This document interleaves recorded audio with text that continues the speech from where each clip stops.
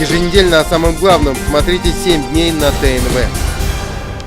Герои сегодняшнего нашего мероприятия. Что такое химия, здесь знают даже самые маленькие. А Длиннотласова первоклассница. Как писать формулы, она пока не знает, но зато точно знает, как их рисовать. В будущем мечтает открыть свою. Мне нравится рисовать, я люблю с кем-то проводить какие-то опыты. Это интересно, что получится там.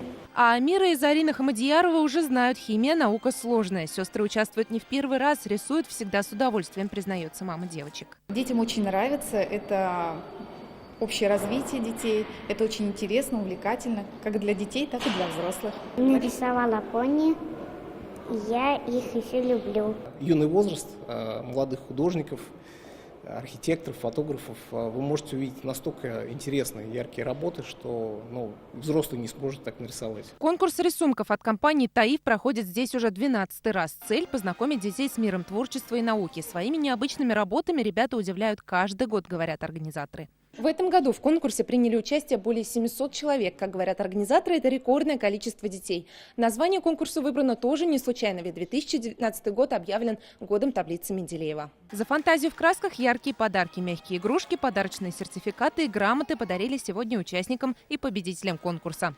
Алина Мусина, Александр Лобанов, ТНВ, Казань.